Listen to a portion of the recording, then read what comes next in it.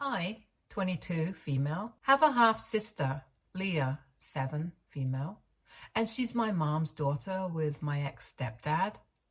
It sounds complicated, I know, but let me explain. So my mother had me when she was 22 with her boyfriend at the time, and they were really young, so she hadn't been married to my biological father. She had wanted to keep the baby, but my bio dad was not ready to take on the responsibilities of a father. So they went their separate ways, and she never saw him again, but continued to receive a child support check from him every month.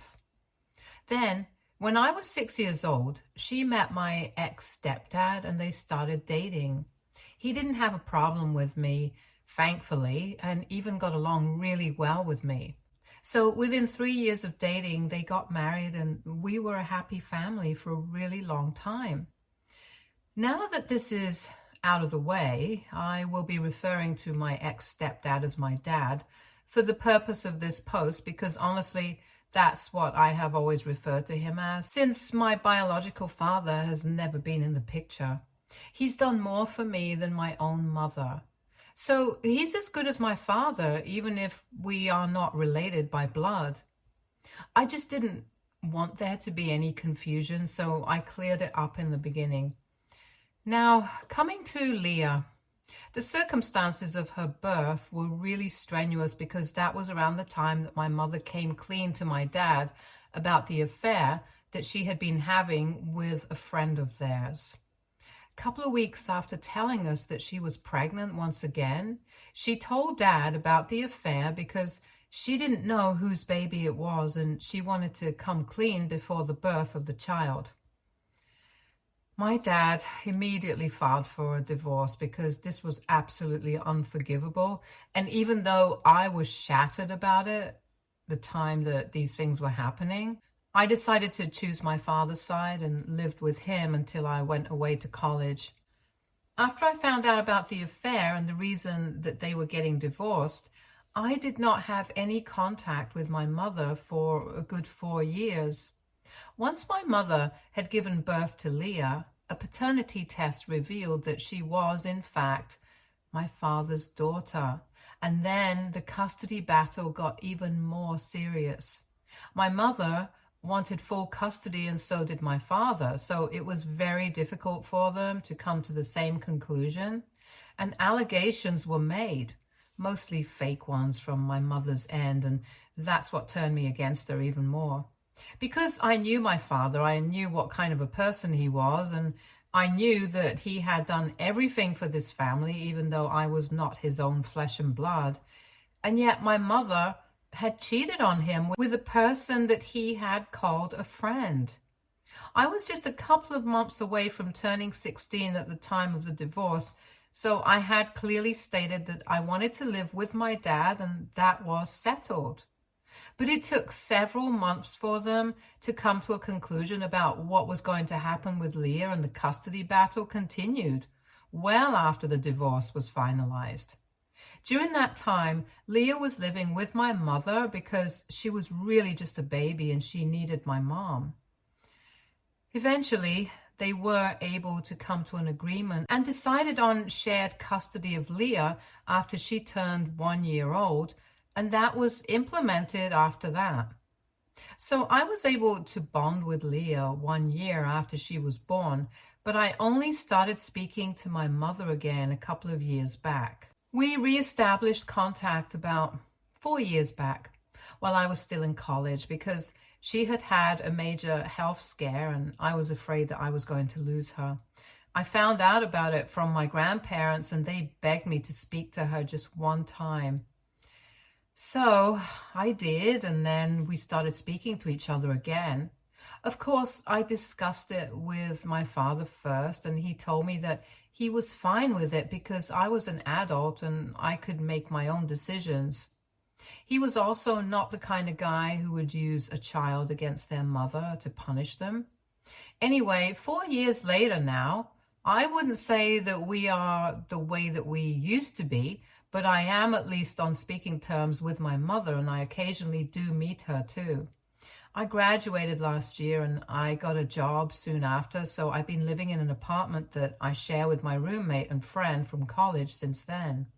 Last week, my mom dropped Leah off at my place and said that she was going to go out on a date after a really long time. And unfortunately, her sitter had bailed at the very last minute because the woman was out sick. My grandparents were not in town and my dad was away on a business trip as well. So he couldn't take care of her either. And she told me not to mention any of this to him because she didn't want him to know that she was going out on a date. And the story checked out, so I did not find anything suspicious. She told me that she expected me to take care of Leah for a couple of hours and that she would be back by night to pick her up. I agreed to it because I thought it would be a matter of just a couple of hours. So I was fine with it. Leah and I watched some TV for a while and then I made her dinner, after which she fell asleep.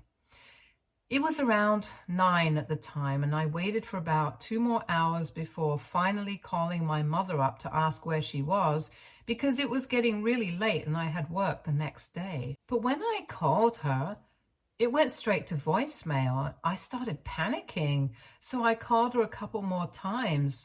She finally picked up on the 5th phone call and told me that I needed to stop spamming her. And when I asked her where she was, she told me that she was going off on her honeymoon because apparently she had secretly gotten married to her boyfriend a couple of weeks back. And now she wanted to enjoy herself for a bit. I was speechless because that was not the reply that I had been expecting. I just thought that she had been caught up in traffic or something. When I recovered my senses, I instantly told her that she couldn't do this because I couldn't take care of Leah all on my own. And from what I knew, Dad wouldn't be back from his business trip for another 5 days. There was also the fact that I didn't even know if my roommate would be fine with this, since I had only told her that Leah was with us for just a couple of hours. And while she had been fine with that, taking care of a child for several days was a different ballgame altogether. Both of us had work in the mornings, and I was freaking out, but my mother didn't seem to care and just said that this was my problem to deal with now, since Leah was my half-sister as well, so I needed to figure out a way to deal with this. Then she hung up before I could say anything else. And after I tried to call a couple more times, I realized that she had probably muted me because it just kept ringing. I started losing my mind at that point, but I had to keep it quiet because both Leah and my roommate were asleep and I had no idea what to do. Leah was on summer break, so it wasn't even like I could drop her off at school or something. On top of that, I didn't even have the phone numbers or even the resources to arrange for a babysitter, and I just had no idea what to do. So I called my dad up and told him everything. According to Leah's custody arrangement, my dad had her for half of the month and my mother for the other half, so this was my mom's turn to take care of her. But she had bailed and had put me in a really difficult position. Not just me, but also my father, because this business trip was really important for him and he couldn't come back for a while until he had dealt with everything. He calmed me down and told me that he would handle this, reassured me that I would not have to worry about it, and called me back a couple of minutes later to tell me that he had sorted everything out. He had spoken to a friend of his and had arranged for a babysitter who would watch Leah for the next couple of days while we were out at work. When he told me that I could finally breathe a sigh of relief because now all I had to do was tell my roommate about the situation, and she was a really good friend of mine, so I was sure that she would understand. The next morning, before I left for work, the sitter showed up and I was incredibly relieved because she seemed like a professional and I knew that my sister would be in safe hands. I also spoke to my roommate the next morning, and just as I had expected, she could understand what was going on and was fine with this arrangement. I thought everything had been sorted out, but later during the day, while I was at work, I received a phone call from my mother. And just like she had not answered my calls the previous night, I decided to ignore her as well because I was incredibly pissed off at what she had pulled.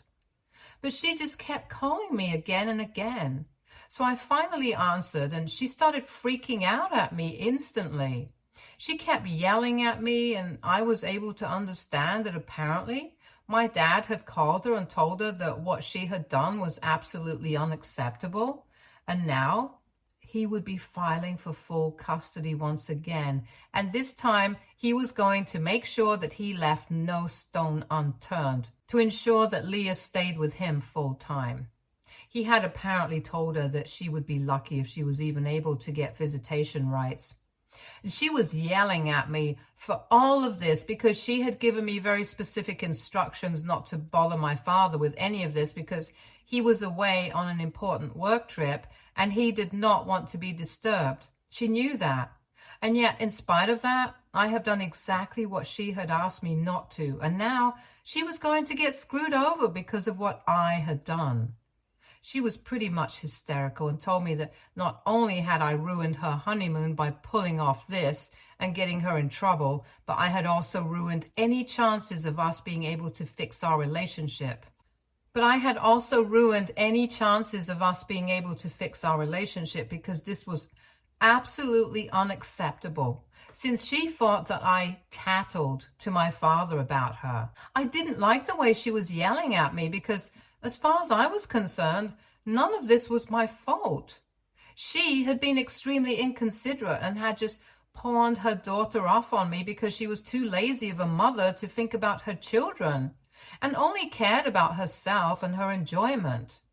So we got into a fight, and I told her that after the way she had started yelling at me and blaming me for the consequences of her own actions, I was sure that my dad was going to get custody, and that seemed to get her even more riled up, and she cussed at me for a bit and then hung up. I thought that that would be the end of it and even blocked her because I was really pissed. But in the evening, she called me up once again from her husband's phone. But it was not to yell at me, but to apologize and practically beg me to fix this situation. When I heard her voice on the other end, I was about to hang up, but she begged me to at least hear her out and decided to give it a chance against my will. And she told me that she had just wanted some time to herself because taking care of a child along with working was really exhausting. And she didn't get a moment to herself, especially since Leah was now on summer break. She told me that she didn't expect me to understand it or even forgive her because she really should have spoken to me and made sure that I was okay with this arrangement, but she had been scared that I would say no, and then she would not have anybody to rely on. Her usual sitter was sick, and she couldn't trust anybody else with her daughter, which is why she had chosen me. And then she explained that the reason she hadn't told me anything about her secret boyfriend or about her marriage for so long was because she was afraid that I would stop speaking to her once again, just like I had back when she was getting divorced, and she did not want to lose me once more. She was wrong, but she just wanted me to help her out one last time, because if there was anybody who could talk to my dad and fix this, it was me. But at the time, I was still very pissed off, so I said that she probably deserves to lose both me and Leah because of her behavior, and told her there was nothing that I could do to help her out. Then I hung up and blocked that number as well. Since then, I have been receiving messages from fake accounts on social media with my mom telling me that what I'm doing is not right and that the statement that I made about her deserving to lose both her daughters was really incredibly hurtful. And I thought about it, and I do feel kind of bad. However, given the circumstances, I also do think that she's making this way harder than it needs to be. I'm feeling a bit conflicted right now, so I'm here to ask for any help or advice. So AITA for telling my mother that she deserves to lose her daughters because of the way that she has been behaving. Update 1. Hi, thank you so much, you guys, for all the advice in the comments. So I realized that the more that I think about the situation, the worse I'm going to feel about it. So I decided not to think about it at all. I had already blocked my mother, and she had no way of reaching out to me other than making several accounts on social media. I decided to block a couple of accounts that she had made and then decided not to open any new messages from anyone that I didn't already know. That way, I can keep my mind off of things. I also spoke to my dad about what he was doing regarding the custody situation, and he told me that he had made up his mind about it and there was no changing it. So I told him that I actually think it's the right thing to do because my mother has made sufficiently clear several times that she couldn't care less about the well-being of her children. And to her, the only thing that matters is whether she herself is happy or not. We can go take a hike for all we want. And after speaking to my dad about this, I also got to find out a lot of other things that I did not know before. Like, it's not just this particular one-off incident that has forced him to make this decision about filing for full custody. He had apparently been considering it for a really long time because a couple of months back, he found out from Leah that she had been left with the sitter for most days because her mother would just be out all the time. When confronted about it, my mother said that she was busy with work, but now he thinks that it was probably her boyfriend that she was busy with and not work. There were other reasons as well, like how the school that she went to had informed him that they had noticed that in the past couple of months where Leah would regularly attend school in the first half of the month, but there would be several unexplained absences in the second half, and they wanted to make sure that everything was right at home.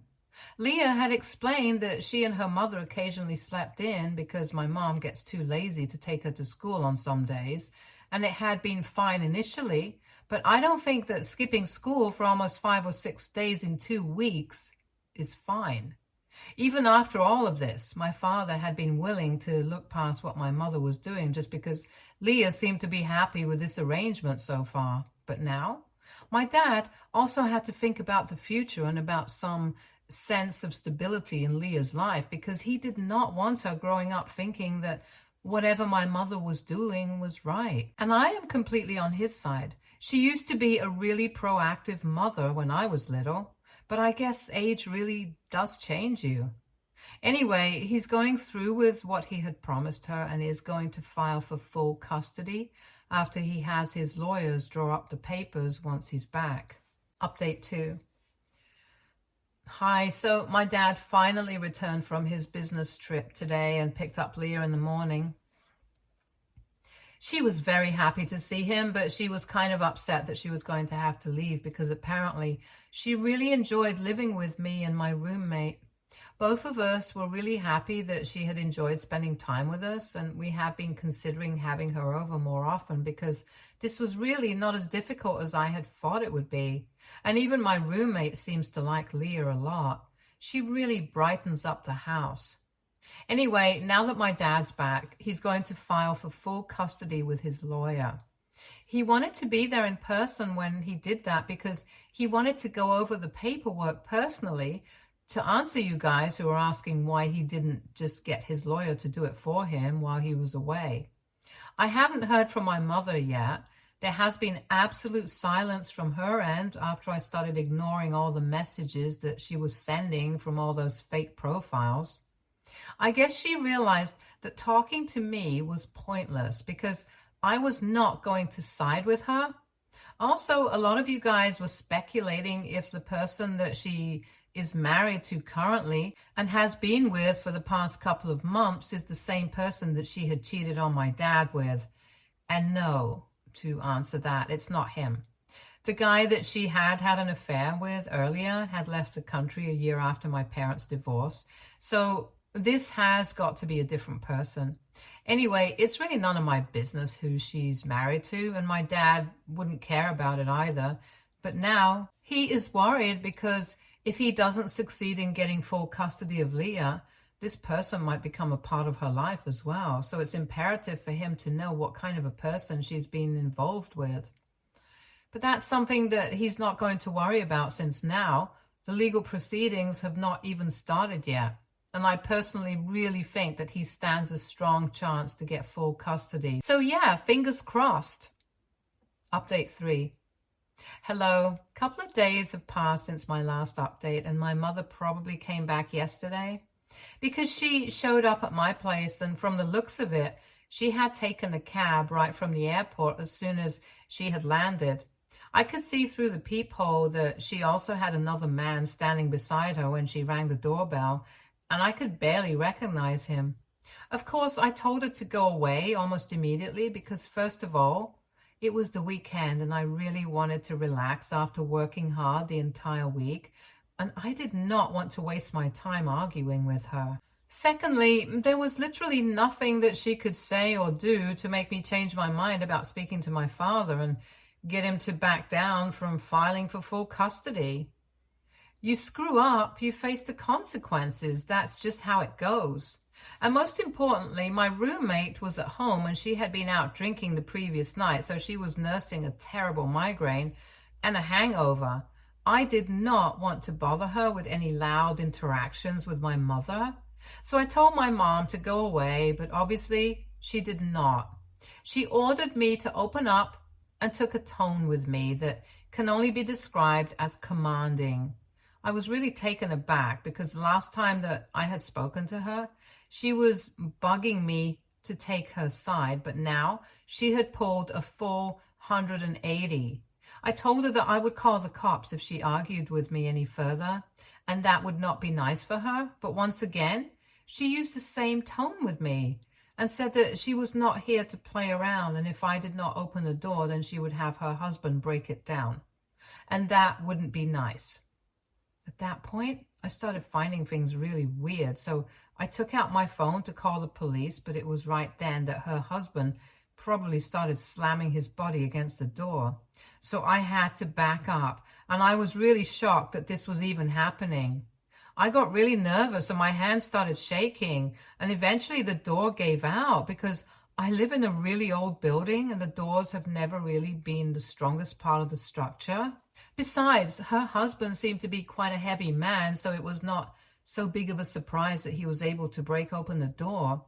By the time he entered, the wood had splintered and the door was hanging off of one of the hinges. Trust me when I say this, I had never been more scared in my entire life than I was in that moment. In the meantime, my roommate had heard the door being hit repeatedly, had rushed out of her room and was about to tell her to call the cops when the door gave out and my mother and her husband entered the room.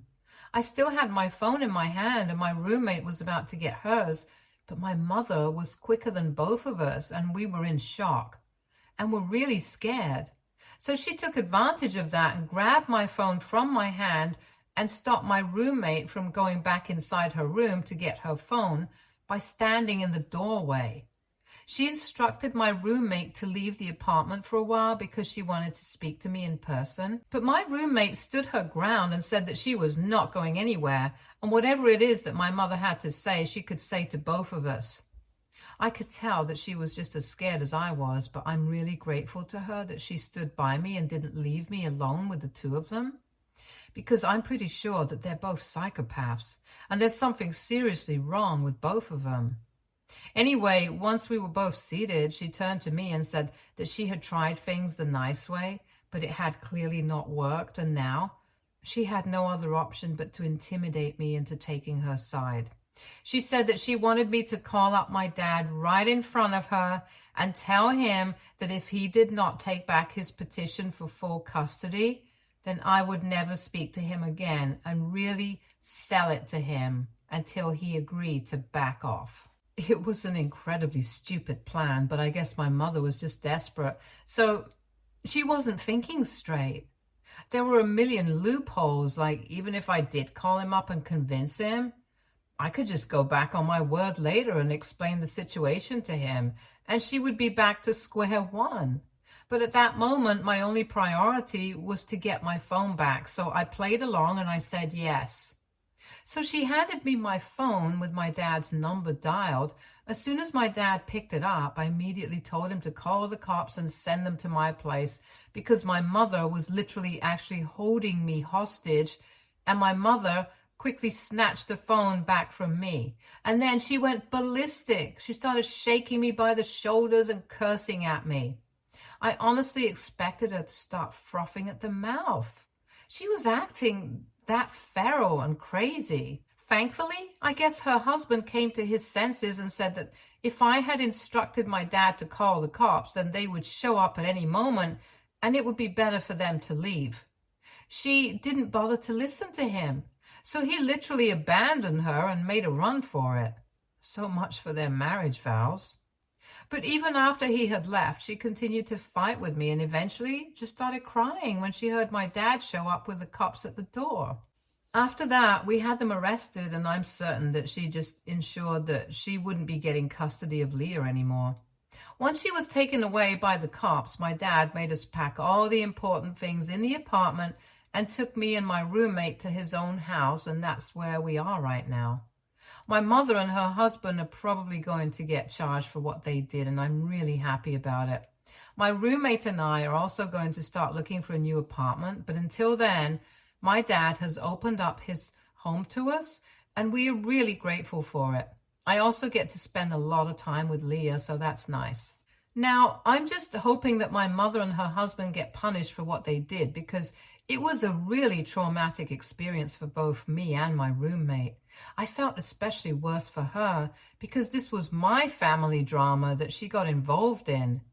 But I'm also thankful for her because I don't know what might have happened had she not been there in the apartment with me that day. Update 4. Hi, so this update is coming almost 2 months after my last. I've been busy for the past 2 months, so I do apologize for the delay. Anyway, a couple of weeks back, the judge signed off on my dad getting full custody, and my mom gets supervised visiting rights. She should count herself lucky she got even that, because she's currently looking at least 3 months in jail and a huge fine because of what she put me and my roommate through. Her husband was lucky enough to get off with community service since he had had the good sense to make a run for it in just a nick of time. Anyway, I'm just happy today. I won't have to interact with my mother anytime soon, and I'm very relieved that this is all over now. I also moved out of my dad's house a couple of weeks after I posted my last update, since my roommate and I were able to find a new apartment in a much nicer neighborhood. A lot of you had questions about why none of our neighbors in the apartment building had made any phone calls to the police if they had heard the door being broken down or even any loud noises at all. Nobody even bothered to check out what was going on. And well, it's just that we lived in a pretty dangerous and terrible neighborhood. The rent was crazy affordable and we were just being cheap, which is why we had made that decision. But after that incident, we realized that we would much rather spend a little more money and live in a nicer neighborhood with people who would at least have our backs and call the police in case something went wrong. In our previous neighborhood, things like this were not a rare occurrence and there was barely any security. So people mostly just thought that it was better to mind their own business because they didn't want to get caught up in anything dangerous, which is why I can't understand why they did not bother to check up on us or call the police. Anyway, my roommate and I live in a much better place now, and I have made sure that I have cut ties with anybody who still had contact with my mother after that particular incident, including my grandparents. I want nothing to do with anybody who thinks that what she did was right. But as of now, we are all happy and healthy and safe, and that's what matters. Stay tuned for more stories from our girl relationships.